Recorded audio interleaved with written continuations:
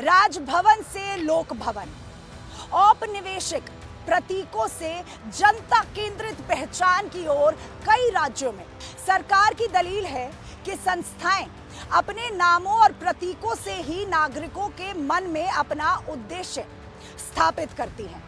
सत्ता से सेवा तक एनडीए सरकार में भारतीय संस्थानों के नाम, सोच और स्वरूप का बदलता चेहरा।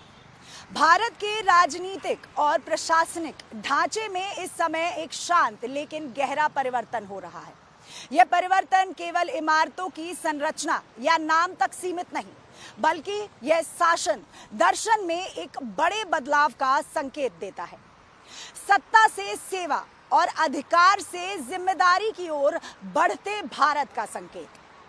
प्रधानमंत्री नरेंद्र मोदी के नेतृत्व वाली सरकार ने हाल के वर्षों में अनेक सार्वजनिक संस्थानों और प्रशासनिक परिसरों के नाम बदलकर उन्हें नए अर्थ, नई दिशा और नए संदेश से जोड़ा है। सबसे उल्लेखनीय उदाहरण है प्रधानमंत्री कार्यालय के नए परिसर का नाम सेवा तीर्थ।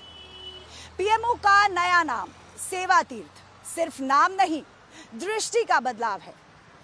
देश के महत्वपूर्ण प्रशासनिक केंद्रों में से एक प्रधानमंत्री कार्यालय के नए परिसर को अब सेवा तीर्थ नाम दिया गया है।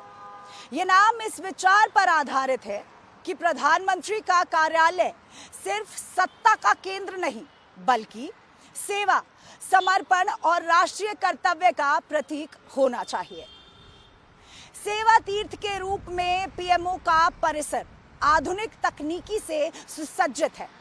कैबिनेट सचिवालय, एनएसए कार्यालय और अन्य प्रमुख इकाइयों को एक ही जगह लाता है, प्रशासनिक दक्षता और समन्वय को बढ़ावा देता है और सबसे महत्वपूर्ण, सेवा की भावना को राष्ट्रीय शासन के केंद्र में स्थापित करता है।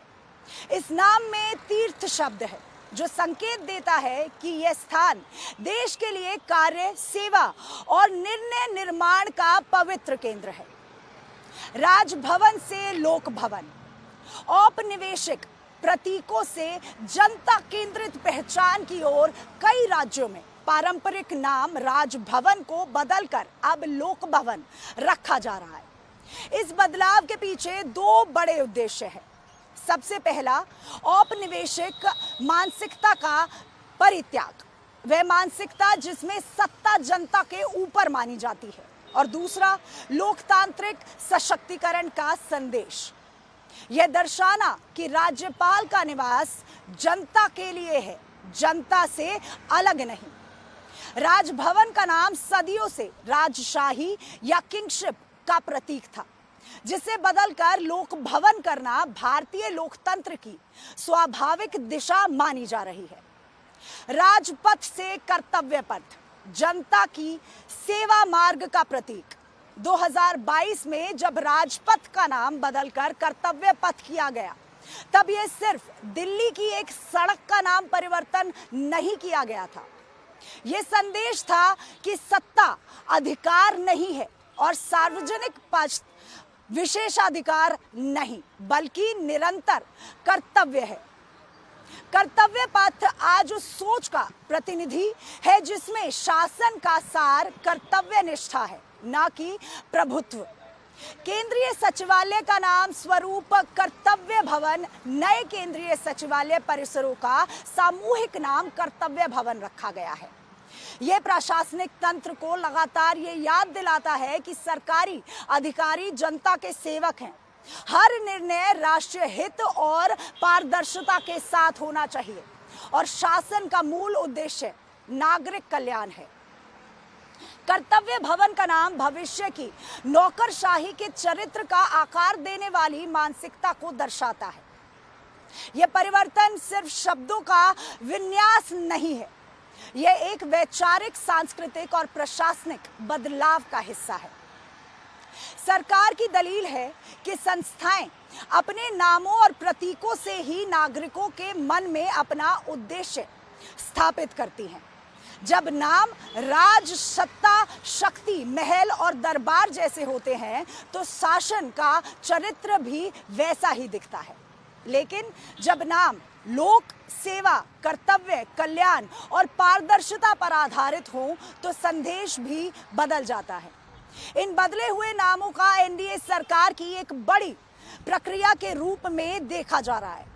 एक ऐसी प्रक्रिया जिसमें प्रशासन को सेवा केंद्रित बनाया जा रहा है, औपनिवेशिक प्रक्रियाओं को हटाया जा रहा है, संस्थाओं को आधुनिक और कार्यक्षम बनाया जा रहा है और नागरिक को शासन की चर्चा के केंद्र में रखा जा रहा है।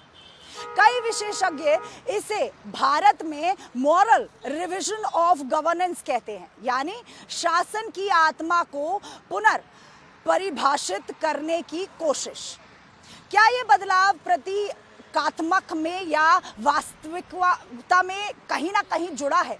ये अब किस तरीके से वास्तविकता परिभाषा से जुड़ा है? समर्थकों का मत है कि नाम का प्रतीक मानसिकता बदलते हैं, मानसिकता व्यवहार बदलती है और व्यवहार शासन के परिणाम बदलता है। आलोचकों का कहना है कि नाम बदलने से सिस्टम स्वयं नहीं बदलता, वास्तविकता सुधार जमीनी स्तर पर लागू नीतियों से आती है। सच्चाई शायद दोनों के बीच। नामों का बदलाव प्रतीकात्मक है, लेकिन यह उस बड़े प्रशासनिक सुधार का हिस्सा है जो एक नई सोच है। पीएमओ का सेवा तीर्थ, राजभवन का लोक भवन, राजपथ का कर्तव्य पथ और केंद्रीय सचिवालय का कर्तव्य भवन, ये सब बदलाव एक नए भारत की ओर इशारा करते हैं, जहां सत्ता सेवा का माध्यम है, जहां पद जिम्मेदारी का पर्याय है और जहां सरकार जनता के लिए, जनता की भाषा में और जनता की भावना से कार्य करती है। यह बदलाव कितना गहरा और स्थायी होगा, ये आने वाले वर्षों में प्रशासनिक संरचना और शासन की गुणवत्ता ही बताएगी। लेकिन इतना स्पष्ट है कि भारत अपनी लोकतांत्रिक यात्रा के एक नए चरण में प्रवेश कर चुका है, जहां नामों के साथ साथ नीयत भी बदलती दिखाई दे रही है। वीडियो जर्नलिस्ट दिलीप के साथ महिमा कटारिया, भारत एक्सप्रेस।